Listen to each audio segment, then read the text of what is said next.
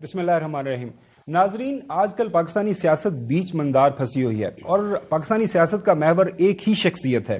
وہ شخصیت، اسی شخصیت کے نام سے تمام اخبارات کے اندر آپ کالم دیکھیں، اخبارات کے اندر سرخیاں دیکھیں، ٹیلی ویژن پروگرام دیکھیں، اسی شخصیت کے نام سے شروع ہوتے ہیں اور اسی ہی شخصیت کے نام پہ ختم ہوتے ہیں. آج ہم اسی شخصیت کے پاس موجود ہیں یہ جاننے کے لیے کہ آئندہ جو پاکستانی سیاست ہے وہ کس کربٹ بیٹھے گی، کس نہج پہ جا کے پہنچے گی، کیا کوئی سدھار آنے والا ہے. ہم موجود ہیں نن ادر دین پاکستان تحریک انصاف کے چیئرمین سابق پرائم منسٹر عمران خان صاحب. ویلکم ٹو دا شو خان صاحب. شکریہ. How you feeling? سلو ہے، آہستہ آہستہ ریکور کر رہا ہوں. اللہ نے بڑا کرم کیا، یعنی اس سے بہت برا ہو سکتا تھا. جو موجودہ حکومت ہے وہ ابھی تک یہ سوال اٹھا رہی ہے کہ جی گولیاں لگی نہیں ہیں. وہ پچھلے دنوں ویسے ڈاکٹر صاحبان نے دکھا دیا تھا، تو میں نے پچھلے دنوں میں اور چوہے صاحب کٹھے پروگرام کر رہے تھے. میں کہا یہ شہید ارشد شریف کو مر کے یہ جو ہے اپنی شہادت ثابت کرنا پڑی اور یہ ثابت کرنا پڑا کہ مجھے میری جان کو خطرہ تھا، اور آپ کو یہ اسیسینیشن اٹیمپٹ کا سامنا کر کے یہ ثابت کرنا پڑا کہ میری جان کو واقعی خطرات ہیں اور یہ لوگ میرے پیچھے پڑے ہوئے ہیں. مجھے تو پہلے پتا تھا، ایک پہلا منصوبہ بنا تھا، وہ میں نے جون کے اندر اس کے اوپر پبلک جلسوں میں بتایا کہ بند کمروں میں فیصلہ ہوا ہے کہ مجھے مارنے کا. اور میں نے پھر ایک ٹیپ بھی بنائی، میں نے باہر رکھی کہ کون سے وہ لوگ تھے جو اس میں ملوث تھے. اس کے بعد انہوں نے پلان بی پہ آ گئے. انہوں نے سوچا کہ اگر مجھے ویسے ماریں گے تو وہ ان کے اوپر آ جائے گا. انہوں نے پھر یہ دینی انتہا پسند سلمان تاثیر ٹائپ کا پلاننگ کی. پہلے انہوں نے ایک ویڈیو نکالی اور وہ ہمیں پتہ کہ کس نے نکالی تھی، کس ایجنسی کے ذریعے نکلی. اس میں توڑ موڑ کے بتایا گیا کہ جی عمران خان نے توہین مذہب کر دی یا پتہ نہیں توہین رسالت کر دی. اس کے بعد اس کو ایک ان کا جو ایجنسیز کے ساتھ آدمی اٹیچڈ ہے، وقار ستی ہے جو بھی اس کا نام ہے، اس نے اٹھایا. ہمیں سارا فالو کر رہے تھے. پھر یہ دونوں مریم نے اور جاوید لطیف نے پریس کانفرنس کی. پی ٹی وی کے اوپر 4 دن چلا کہ عمران نے کیسے توہین کیا. یہ ساری گراؤنڈ پریپیئر کی جا رہی تھی کہ آخر میں کہیں گے جی دینی انتہا پسند نے مار دیا. اور میں نے پھر 2 جلسوں میں ساری 24 کو جلسہ تھا سپٹمبر میں رحیم یار خان اور 7 اکتوبر کو جلسہ تھا میاں والی میں. ان دونوں جلسوں میں نے بتایا کہ یہ پلان بن رہا ہے اور یہی پلان وزیر آباد میں تھا. اچھا خان صاحب، پچھلے 24 گھنٹوں کے دوران آپ نے دیکھا ملکی سیاست کے اندر جو کچھ ہو رہا ہے، ساری سیاست، سارا میڈیا، پورا پاکستان ایک سمری کے پیچھے لگا ہوا ہے. سمری رات کی چلی گئی ہے. آج خبریں آ رہی ہیں کہ پرائم منسٹر صاحب نے اپنے اتحادیوں سے کوئی مشاورت بھی کر لی ہے اور اگلے 12-24 گھنٹے کے دوران وہ فائنل کر دیں گے کہ آئندہ جو تعیناتیاں ہونی ہیں آرمی چیف اور joint chief of staff committee کے چیئرمین کی، وہ ہو جائیں گی. آپ تسلسل کے ساتھ سوال اٹھاتے آ رہے ہیں میرٹ کا. آپ کے نزدیک میرٹ کیا ہے؟ دیکھیں، ہر ادارہ، دنیا میں ہر ادارہ اس کی کامیابی ہوتی ہے میرٹوکریسی. ملک وہ آگے بڑھتا ہے جس میں میرٹ ہوتی ہے. ایک چھوٹا سا نیوزی لینڈ جس کی کوئی 60-70 لاکھ آبادی ہے، وہ ہندوستان کو ہرا سکتا ہے جس کا 1.25 ارب لوگ ہیں، کیونکہ نیوزی لینڈ کا جو میرٹ کا سسٹم ہے وہ بہت بہتر ہے. چائنا کی جو رائز ہوئی ہے، یہ جو چائنا اتنا بڑا ایک دم ایمرج کیا 30 سالوں میں، چائنا کا جو میرٹوکریسی کا نظام ہے وہ دیکھنے والا ہے. ان کی جو کمیونسٹ پارٹی سے کیسے وہ نیچے سے میرٹ کو کرتے کرتے اوپر لے کے آتے. تو آپ اگر ایک ادارے سے میرٹ ختم کرتے ہیں، آپ ادارہ ختم کر دیتے ہیں. یہ شریف خاندان کی اور زرداری کی، ان خاندانوں کی، ان کی جو خاص چیز تھی، انہوں نے جو ملک کو ڈیمیج کیا، انہوں نے میرٹ ختم کر دی. اپنے خاندان کے لوگوں کو سارا اپنا ٹبر اوپر بٹھا دیا کہ کوئی میرٹ نہیں ہے. بچے تیار کر دیے، کوئی میرٹ نہیں ہے. جو ان کی پارٹی میں لوگ تھے جن کی صلاحیتیں تھیں، ان کو نہیں لیا اپنے فیملی ممبرز. ان کی پارٹیز بھی سکڑ گئی. آج چھوٹی چھوٹی پارٹیز رہ گئی ہیں اور اس لیے صاحب آپ اکٹھے ہو کے سارے ملے ہوئے میرے خلاف، کیونکہ ان کی پارٹیز میں اب دم ہی نہیں ہے لڑنے کا. دوسری طرف ادارے جو انہوں نے کیے، اداروں کے اوپر اب نیب پہ کون سا آدمی لے کے آئے جو ان کے کرپشن کیسز ختم کر رہا ہے؟ ایف آئی اے میں کون لے کے آئے جو یہ شہباز شریف کے کرپشن کیسز ختم کر رہا ہے؟ تو جب آپ اپنے آپ کو بچانے کے لیے وہ لوگوں کو اوپر لے کے آتے ہیں جو آپ کے لیے سہولت بنے، سارا سسٹم ادارے تباہ کر دیتے ہیں. تو یہ جو ہو رہا ہے، میسج پوائنٹ کیا یہ جو ہو رہا ہے نا، یہ آپ کو اب اس کی ایک ادارہ بچا ہوا ہے، فوج. بڑی کوشش کی نواز شریف اپنے آرمی چیف چوز کرتا تھا, وہ آرمی چیف کیونکہ فوج کا ادارہ انٹیکٹ ہے, وہ اپنے ادارے سے ایک لمٹ تک اگر وہ نواز شریف کے ساتھ چلے بھی, وہ اس سے آگے جا نہیں سکتا کیونکہ ادارہ انٹیکٹ ہے. اب یہ جو کر رہے ہیں, اس کا سب سے بڑا نقصان کیا ہے؟ جو بھی نواز شریف اتنی دیر کے اڑ کے اپنا آدمی لے کے آئے گا, جس کو بھی وہ چوز کرے گا, وہ پہلے دن سے کنٹروورشل ہو جائے گا, کیونکہ وہ اس کا آدمی ہو جائے گا نواز شریف کا. وہ اور بات ہے کہ وہ جس طرح ماضی میں جو فوج کا جب آرمی چیف آتا ہے تو وہ پھر ایک انسٹیٹیوشن کی جو اس سے باہر نہیں نکلتا, یعنی اس کے لیے بڑا مشکل ہوگا فیور کسی کو کرنا, لیکن اس کی پوری کوشش ہے کہ اپنا آدمی لے کے آئے. خان صاحب, ٹاپ جو 6 سینئر موسٹ جنرلز ہیں ان کے نام چلے گئے, ان میں سے 2 کو اپوائنٹ کر دیا جائے گا, وہ خدشہ کیا ہے آپ کو؟ نہیں, مجھے صرف خدشہ یہ ہے, پہلے تو میں آن پرنسپل کہ ایک آدمی جو مفرور, جو اس ملک سے کرپشن میں پہلے نہیں بڑے کرپشن کے کیسز ہیں, عدالت اس کو سزا دیتی ہے, جے آئی ٹی بیٹھتی ہے, سپریم کورٹ یعنی اتنی دیر کے بعد سزا ملتی ہے, جھوٹ بول کے ملک سے باہر چلا جاتا ہے. میری سب سے بڑا ایشو یہ ہے کہ کیا یہ کوالیفائڈ ہے ملک کا یہ سب سے نیشنل سیکیورٹی کا امپورٹنٹ ادارہ اس کے ہیڈ کو اپوائنٹ کرنے کے لیے؟ کہیں دنیا میں یہ ہو سکتا ہے؟ نہیں ہو سکتا. یہ ملک کی جب آپ اخلاقیات تباہ کر دیں, اصل میں ملک تباہی ہوتا ہے جب آپ اس کی موریلٹی تباہ کر دیں. یہ ریفلیکٹ کرتا ہے کہ وہ آدمی باہر بیٹھ کے فیصلے کر رہا ہے, میرا سب سے پہلا. سیکنڈلی, جو وہ فیصلہ کرے گا وہ پاکستان کی بہتری میں نہیں کرے گا. انہوں نے آج تک کوئی بھی اپوائنٹمنٹ پاکستان کی بہتری کے نہیں کی. جب پنجاب پولیس کے اوپر ایک لاہور ہائی کورٹ نے 93 کے اندر 1993 میں جب انہوں نے پوچھا کہ یہ کیوں کرپٹ ہے, تو آئی جی عباس خان نے لاہور ہائی کورٹ کو کہا کہ انہوں نے پیسے لے کے پولیس والوں کو بھرتی کیا, اور پھر کہا کہ مجرموں کو بھرتی کیا پولیس کے اندر. یہ 93 کی رپورٹ ہے. تو وہ لوگوں کی بہتری کے لیے نہیں کیا, یہ اپنے مفادات دیکھتے ہیں.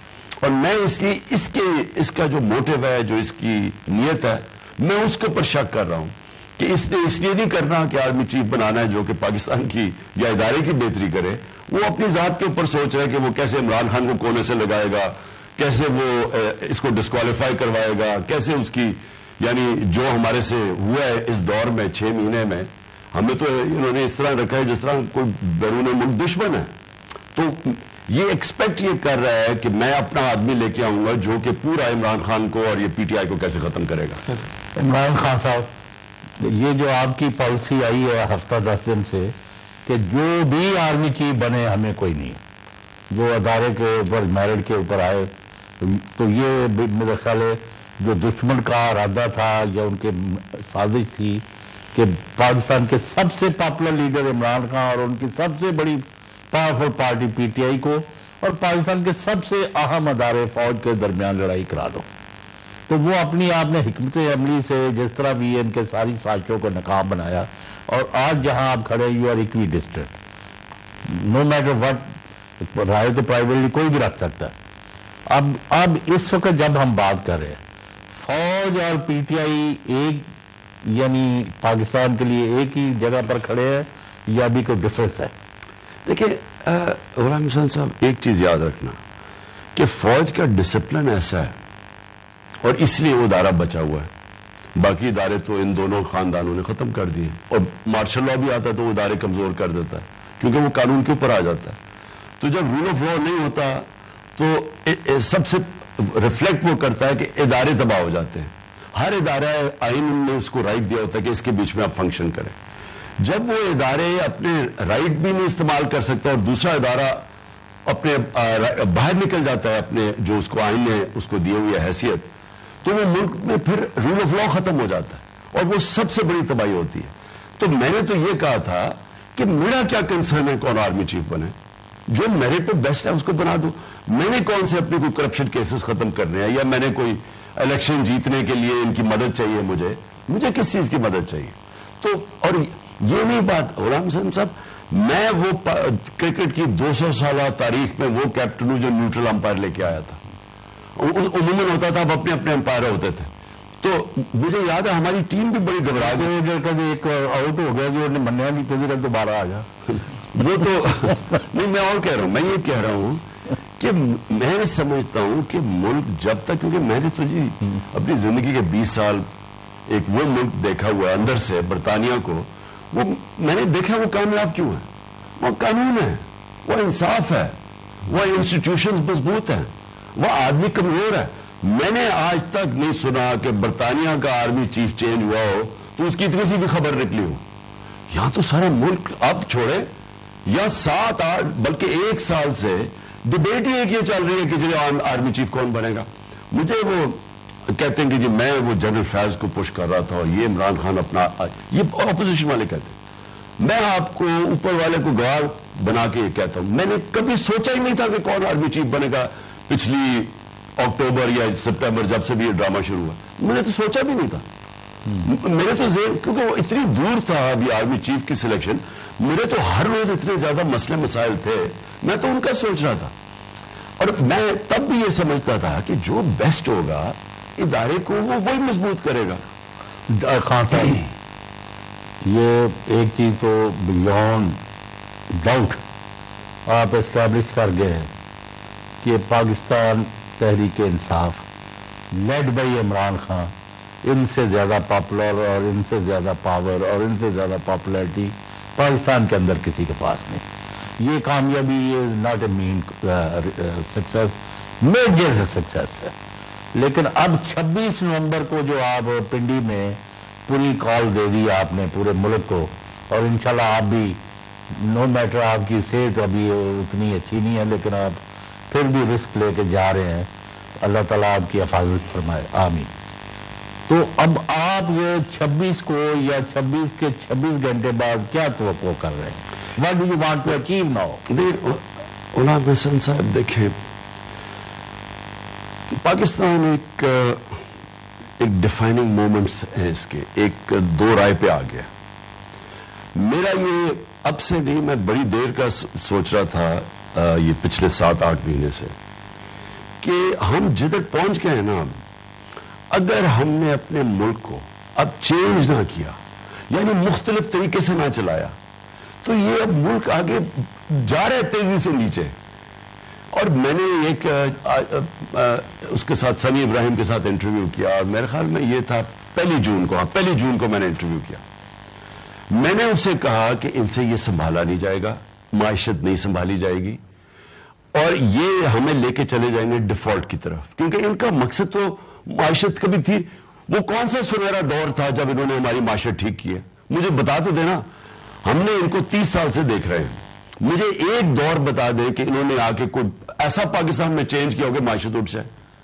ہماری معیشت ہندوستان سے اور پھر بنگلہ دیش سے پیچھے رہ گئی جب سے یہ دو آئے ہیں۔ تو یہ جب ہمیں چھوڑ کے گئے تھے 2018 میں، تو ملک کا دیوالیہ نکال کے گئے تھے۔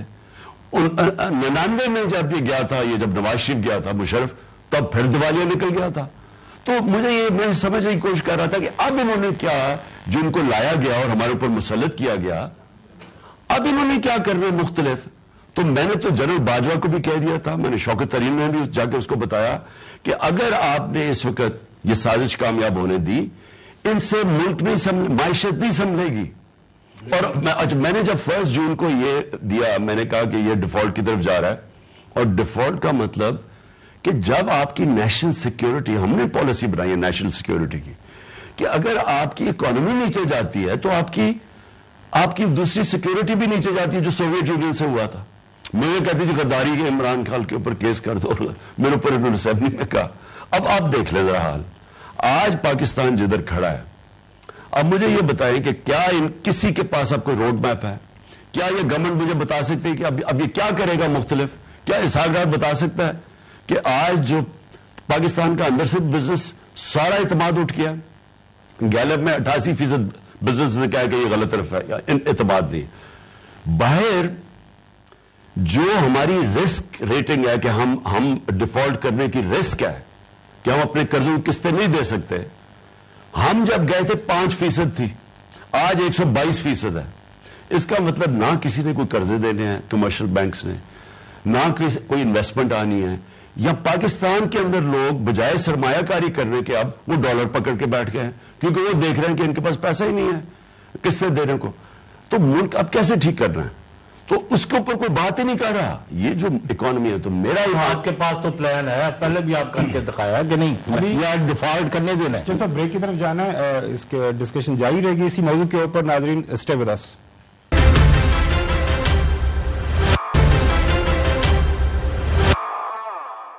Welcome back.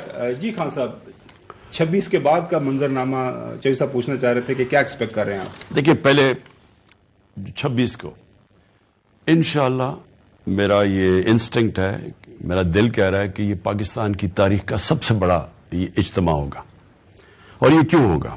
نمبر 1, پبلک اس لیے نکلے گی کہ جس طرح کا ظلم اور ناانصافی انہوں نے دیکھی ہے نا, جب سے ہماری حکومت جس طرح گرائی گئی, اس کے بعد پاکستان کے سارے چوروں کو لایا گیا, پھر وہ چوروں نے اپنے سارے 1100 ارب روپے کے کرپشن کیسز معاف کروائے, قانون ایسے بنا دیے کہ اب آپ وائٹ کالر کرائم یعنی جو طاقتور چور ہے اس کو پکڑ ہی نہیں سکتے اب, یعنی لوٹ مار کا انہوں نے راستہ کھول دیا.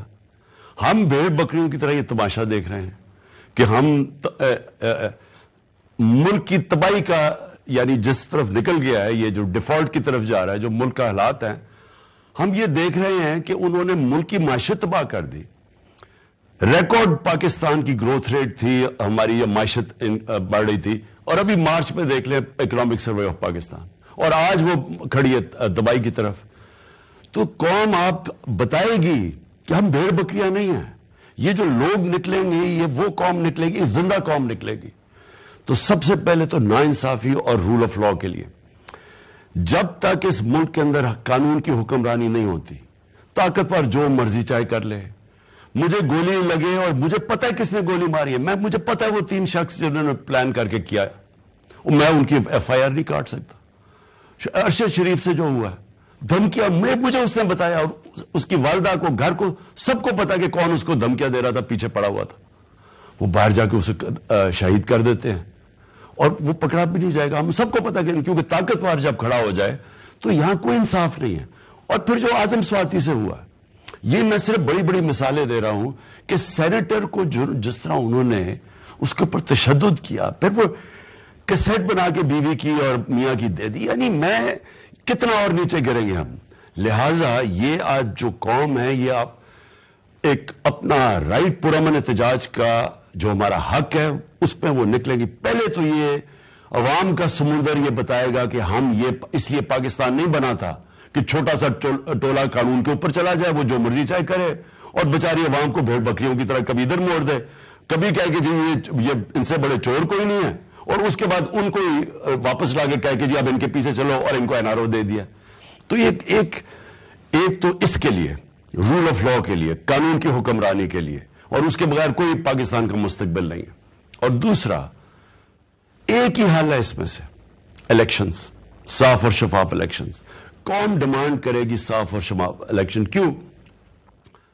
کہ اگر آپ نے اب معیشت کو مزید گرنے سے بچانا ہے اور ڈیفالٹ سے بچانا ہے ملک کو, صرف ایک چیز بچا سکتی ہے کہ اگر ملک کے اندر سیاسی استحکام ہو, پولیٹیکل سٹیبلٹی ہوگی تو اکانومی اب اٹھے گی. اکانومی تو اب نیچے جا رہی ہے, کسی نے انویسٹ نہیں کرنا پاکستان میں, کسی نے پیسے نہیں دینے پاکستان کو, اور ایک دفعہ ڈیفالٹ کر گئی یعنی قرضوں کی قسطیں ہم نہ دے سکے, اس کے بعد جو آئے گا بحران ملک میں, اور جو مہنگائی آئے گی اور جو تباہی آئے گی, تو اس سے بچانے کے لیے راستہ ایک ہے. مصیبت کیا پڑی ہوئی ہے, کیوں نہیں الیکشن ہو رہے ہیں؟ کیونکہ یہ جو چور ہیں سارے, ان کو ڈر لگا ہوا ہے کہ جب ہی الیکشن ہوں گے ہار جائیں گے. بات ٹھیک کر رہے ہیں خان صاحب, 26 کو آپ آگے, لوگ بھی آ گئے, پورے پاکستان سے لوگ نکل بھی آئیں گے. وہ نہیں آپ کی بات مانتے, وہ تو کہتے ہیں ہم تو نہیں بات مانتے, ہم تو اپنا وقت پورا کریں گے. نیکسٹ آپ کے پاس آپشن کیا ہے؟ دیکھیں خاور, ہم انشاءاللہ میں 26 کو اپنا اگلا لائے عمل بھی دوں گا کہ ہم نے کرنا کیا. دیکھیں یہ ہے حقیقی آزادی کی تحریک, یہ رکنے نہیں لگی. الیکشنز بھی ہو جائے تو یہ نہیں رکے گی. ہم اس ملک میں انصاف چاہتے ہیں, رول آف لا چاہتے ہیں, جو قوم کو آزاد کرے گا. جو بھی نہیں آزاد, ابھی نیچے سے لے لیں, تھانہ کچہری پٹواری کی پالیٹکس کیا ہے, لوگوں کو انصاف نہیں ملتا. وہ جا کے پولیٹیشین کے پیچھے, MNA کے پیچھے بھاگتے ہیں, جی میرے FIR کٹ گیا مجھے بچاؤ. کوئی جا رہا ہے کہ جی مجھے پٹواری پیسے مانگ. تو یہ باہر کیوں نہیں ہے؟ یورپ میں کیوں نہیں ہے تھانہ کچہری پٹواری؟ وہ یورپ میں قبضے گروپ کیوں نہیں پھر رہے؟ زمینوں کے اوپر قبضہ کر لیتے ہیں, لوگوں بیچارہ غریب آدمی ٹکرے. سو یہ جب تک رول آف لا نہیں آتا اور جب طاقتور جب تک قانون کے نیچے نہیں آتا, ادارے اپنے دائرے میں رہ کے نہیں کام کرتے, میں آج مجھے خطرہ ہے کہ پاکستان تباہی کی طرف جا رہا ہے, کیونکہ معیشت جو ہے وہ جڑ گئی ہے رول آف لا کے ساتھ.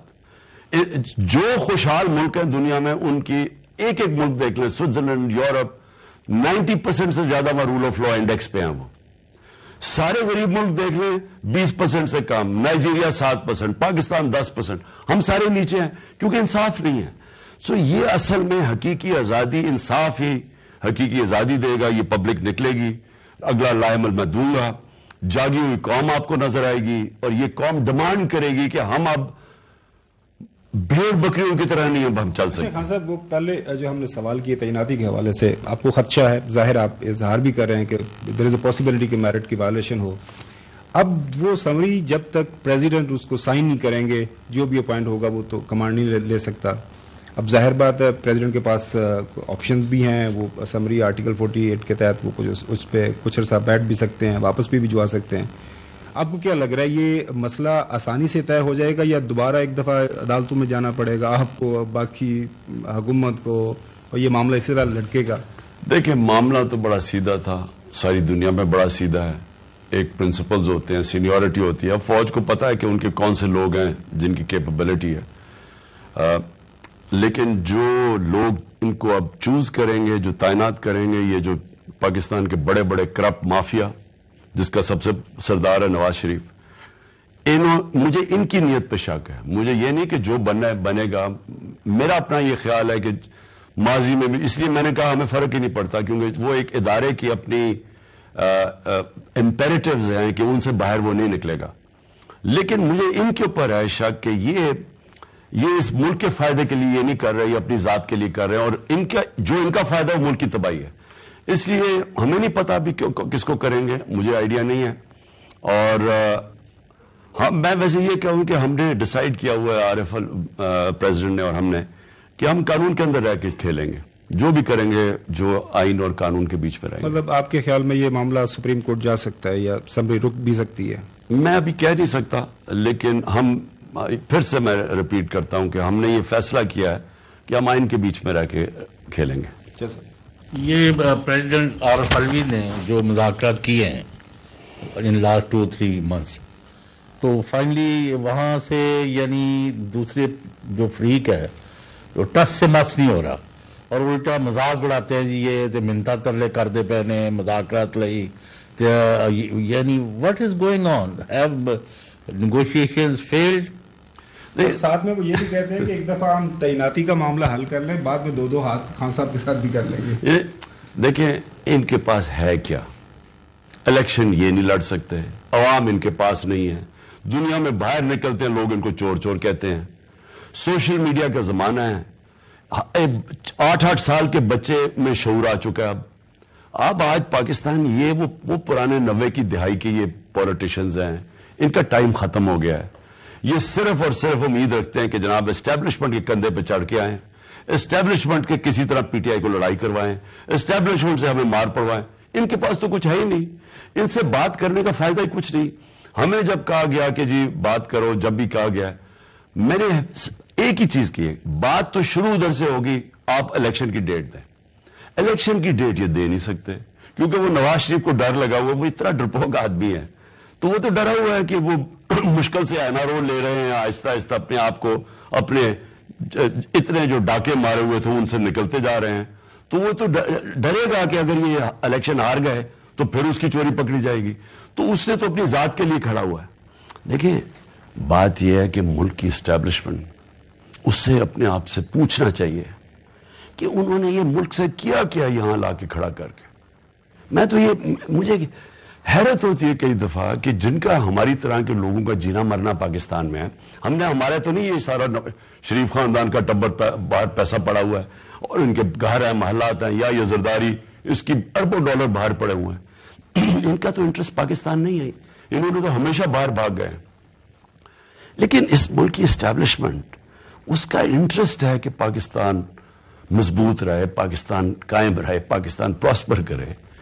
مجھے تو ابھی تک یہ نہیں سمجھ آ رہی کہ یہ کیا انہوں نے پاکستان کے ساتھ کہ ان چوروں کو اوپر لا کے بٹھا دیا، اور عوام بار بار بتا رہی ہے کہ ہم ان کے ساتھ نہیں ہیں، ریجیکٹ کر رہی ہے ان کو، اور پھر اس آدمی یہ فیصلہ کر رہا ہے آپ کے پاکستان کا آرمی چیف، اور یہ اس کے ذہن میں بار بار یہ کہہ رہا ہوں، اس کا ایک انٹرسٹ ہے کہ کسی طرح وہ عمران خان کو اور پی ٹی آئی کو وہی کہ پینٹا لگائے ان کو، وہ ظلم تو عوام کو یہ کہاں سے شکست دے سکتے ہیں؟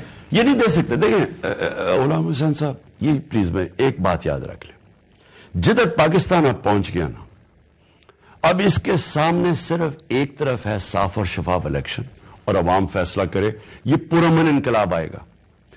دوسری طرف یہ جو خدا نہ خواستہ یہ کوشش کر رہے ہیں لے جانے کی کہ ملک کی سب سے بڑی پارٹی کو کرش کیا جائے اسٹیبلشمنٹ کے ذریعے، لڑایا جائے آپس میں، تاکہ جو ایک فیڈرل پارٹی رہ گئی ہے جو ملک کو اکٹھا رکھ سکتی ہے اس کو کمزور کیا جائے۔ اور وہ ایسٹ پاکستان میں جو ہوا تھا، ہمیں سب کو یاد ہے کہ کیا کیا تھا انہوں نے، کہ فوج کو لڑا دیا سب کے بڑی پارٹی سے، ملک ٹوٹ گیا۔ پولیٹیکل پارٹیز ملک کو اکٹھا رکھتی ہیں، فوج نہیں اکٹھا رکھ سکتی۔ سو یہ کرنے کیا جا رہے ہیں، اپنے آپ کو بچانے کے لیے یہ ملک کو خودکشی کروا رہے ہیں۔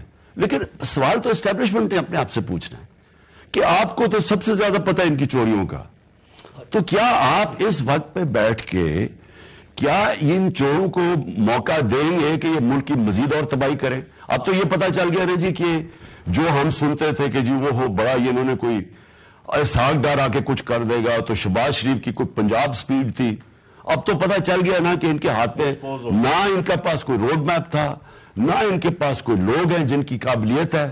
یہ چوروں کا ٹولہ مل کے انہوں نے آج ملک کو ادھر لے گئے ہیں کہ ابھی سے اگر ہم کوشش کریں اور ایک بالکل نئی قسم کی پالیسیز لے کے آئیں جو میں سمجھتا ہوں کہ اب ہمیں بالکل ملک کو مختلف چلانا پڑے گا، جس طرح اب چل رہا تھا پاکستان نہیں چل سکتا۔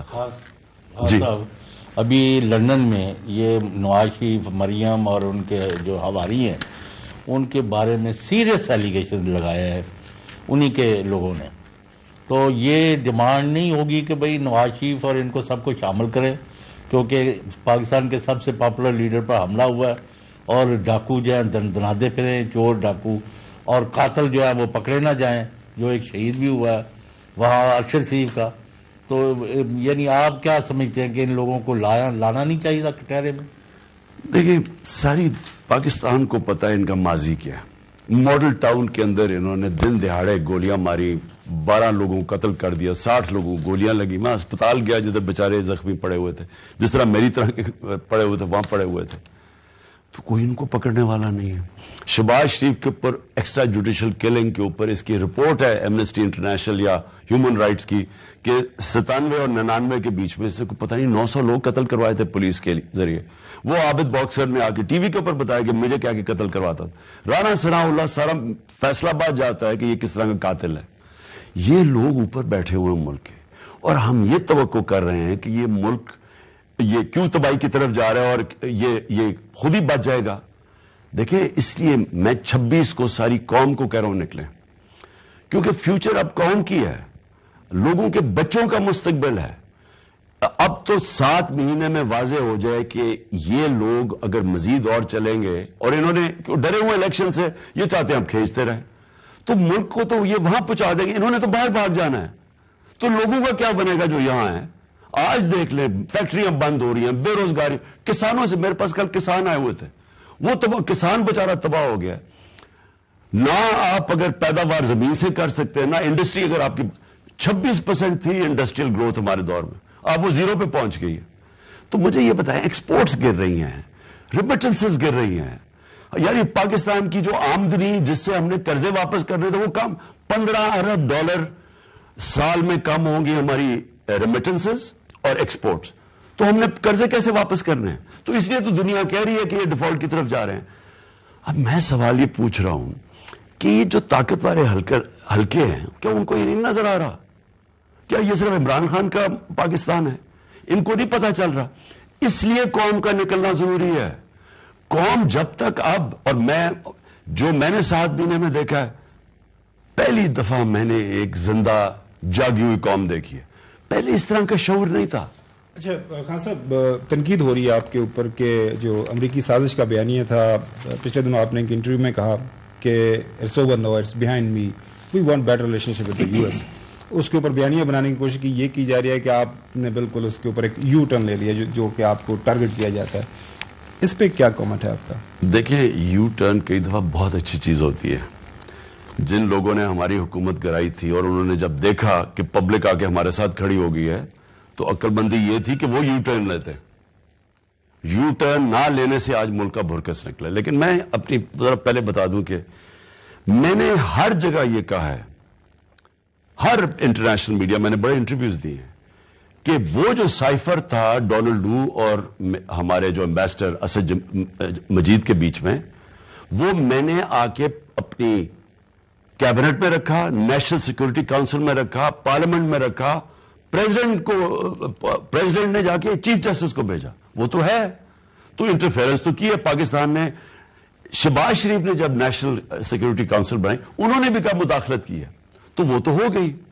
میں ان کو آگے کا کہہ رہا تھا، میں نے کہا دیکھو میری آپ نے گورنمنٹ گرائی ٹھیک ہے، لیکن میری ذات سے زیادہ میرے ملک کے مفادات ہیں. آگے کیا میں کیونکہ میری گورنمنٹ گرائی ہے میں کہوں جی امریکہ سے ہم تعلقات ختم کر دیں گے؟ ہمارے تو سب سے بڑے ایکسپورٹ ہوتی ہے امریکہ. ہمارا سب سے زیادہ پیسے والی کمیونٹی پاکستانی امریکن کمیونٹی ہے. لہٰذا یہ عمران خان کی ایگو کا مسئلہ نہیں ہے. یہ جو پاکستان کے لوگوں کے مفادات ہیں وہ میں نے کہا وہ زیادہ امپورٹنٹ ہے بجائے جو میری لائکس اور ڈس لائکس ہیں. اور لوگوں کے مفادات ہیں کہ ہم آگے بڑھیں، اپنے تعلقات بڑھائیں. میں نے یہ کہا ہے. اچھا خان صاحب، ایک پرسنل سا سوال. میں نے یہ بھی کہا کہ ہم جو اب تعلقات رکھنا چاہتے ہیں، ہم دوستی رکھنا چاہتے ہیں، غلامی نہیں کرنا چاہتے. یہ میں نے بار بار کہا کہ جو پرانے تعلقات وہ ہمیں حکم کر رہے ہیں کبھی یہ کر دو کبھی جنگ میں لڑ لو کوئی لوگ برباد. میں نے یہ ان کو کہا کہ یہ جو ہم تعلقات چاہتے ہیں یہ جس طرح ہندوستان امریکہ کی ریلیشن شپ ہے، ہم ایک ڈگنیفائڈ ریلیشن شپ چاہتے ہیں. جی ناظرین، ابھی ایک بریک کی طرف جاتے ہیں اور بریک کے بعد اپنا جو گفتگو کا سلسلہ ہے خان صاحب کے ساتھ جاری رکھیں گے.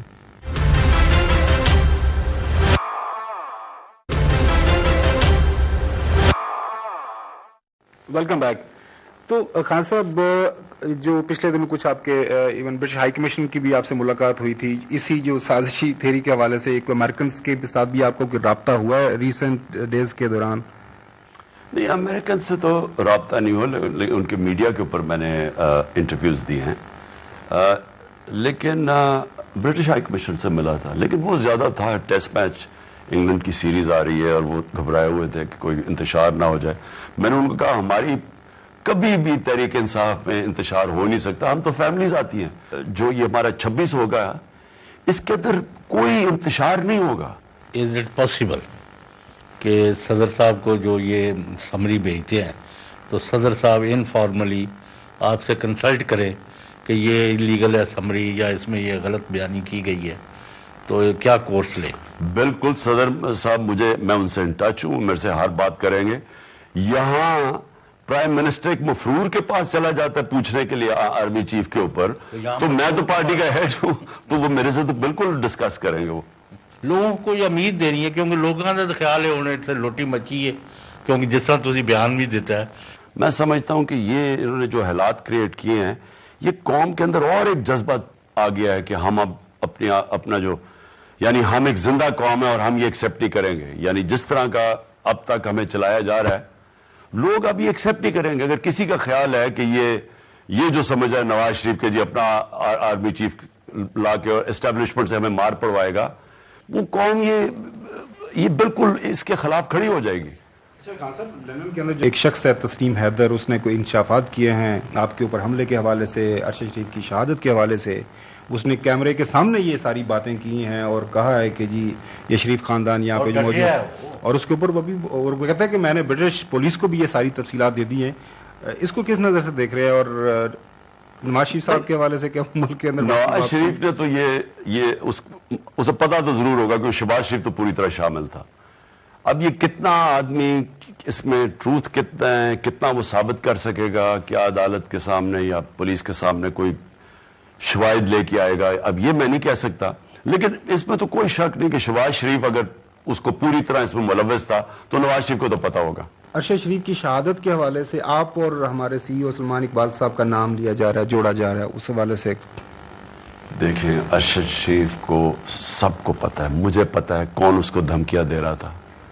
یہ جو اعظم سواتی کے پیچھے کون تھا، ارشد شریف کے پیچھے کون تھا، میرے قتل کے پیچھے کون تھا، یہ جو وہ گل سے کس نے ننگا کر کے اس کو مار پڑوائی، سوشل میڈیا کے لوگوں کو جب سے وہ آیا ہے وہ ڈرٹی ہیری، وہ سارا یہ ایک آدمی ہے ان کے پیچھے.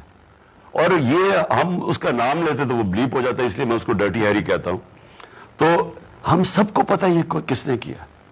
اور میں پھر سے کہتا ہوں کہ میں نہیں سمجھتا تھا کہ اس طرح کے لوگ ہمارے اداروں کے اندر ہوں گے، جو یعنی جس لیول پہ یہ گر کے اس نے چیزیں کی ہیں، جو اس نے جب بھی انویسٹیگیشن ہوگی یہ آدمی کے اوپر انگلی آئے گی. ہم انشاءاللہ اس کے اوپر ایک پوری ارشد شریف شہید یونیورسٹی آف جرنلزم اب قائم کریں گے انشاءاللہ. بہت شکریہ خان صاحب. ناظرین، آج پروگرام رپورٹرز کا اسپیشل ایپیسوڈ آپ نے دیکھا، ہمارے سوالات اور خان صاحب کے جوابات. اتنا ہی، دوبارہ آپ سے ملاقات ہوگی کل. خدا حافظ.